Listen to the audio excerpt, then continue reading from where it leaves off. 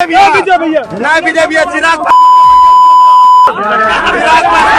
आदरणीय राबड़ी देवी जी भी मेरी ही माँ है और मैं कतई फर्क नहीं करूंगा उनमें और अपनी माँ में। मेरे लिए उनका सम्मान उतना ही है जितना मेरी अपनी माँ का। मैं अगर तेजस्वी जी की जगह होता और कोई उनके परिवार को ऐसे गाली देता, मैं मुंह तोड़ जवाब देता। का वो दशक भी हम लोगों ने देखा और अब मैं नाम लेके बोल रहा हूँ, मैं राष्ट्रीय जनता दल की बात कर रहा हूँ।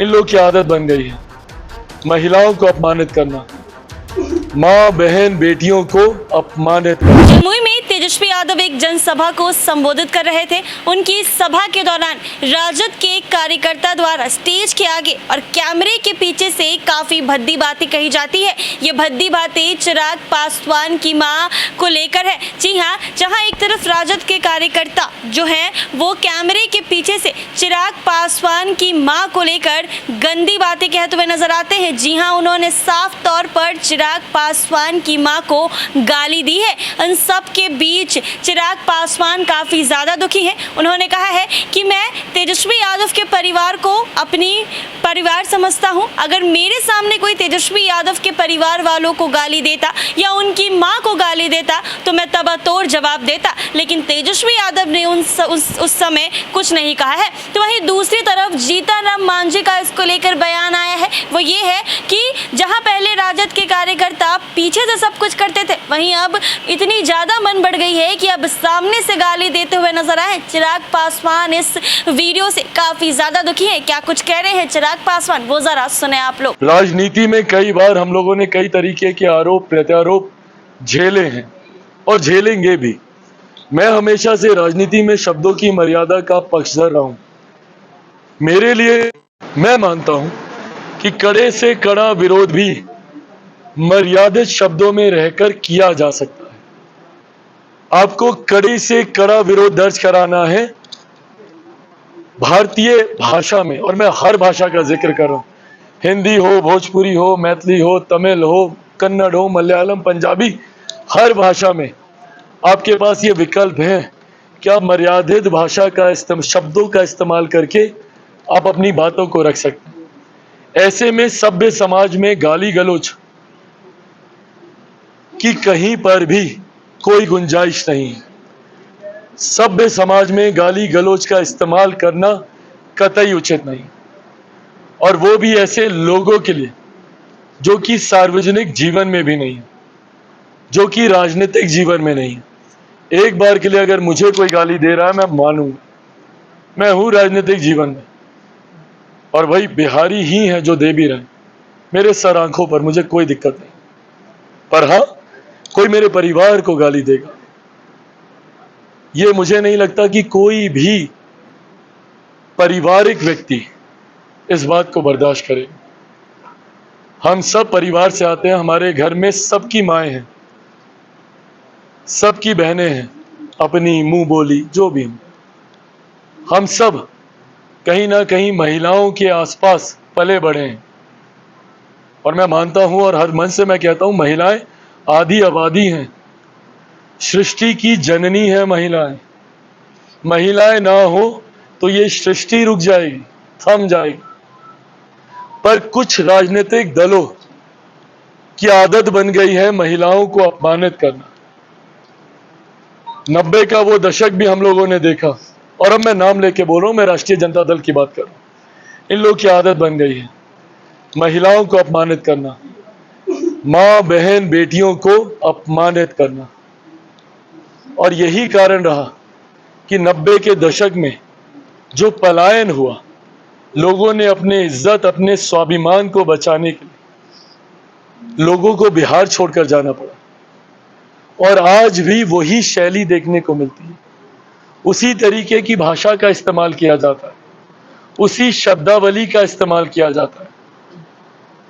और जिस तरीके से माँ बहन को गाली दी जाती है, और वो भी तब जब उनके दल के सबसे बड़े नेता उस मंच पे मौजूद रहते हैं। तकलीफ मुझे इस बात की भी है कि उस मंच पे मेरा छोटा भाई तेजस्वी मौजूद थे। मां सिर्फ वो मेरी ही नहीं, उनकी भी है।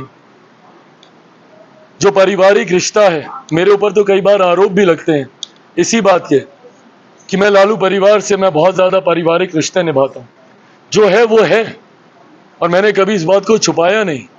मेरे नेता, मेरे पिता आदरणीय रामविलास पासवान जी का वो संबंध आदरणीय लालू जी के साथ रहा है। दोनों समकक्ष रहे हैं, साथी रहे हैं, सहयोगी रहे हैं। बचपन में हम तेजस्वी साथ खेले हैं।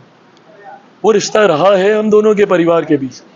राजनीतिक मतभेद एक तरफ, और इस चीज को उन्होंने भी खूबसूरती से निभाया है, मैंने भी निभाया। राजनीतिक मतभेदों को एक तरफ रखा है, पर भले मेरी भतीजी का जन्म हो या उनके यहाँ इफ्तार की पार्टी हो, मैं हर उस आयोजन में मैं जाता रहूं, अलग गठबंधन में होने के बावजूद भी, क्योंकि मेरे पिता ने ही मुझे इन व्यक्तिगत संबंधों को निभाना सिखाया।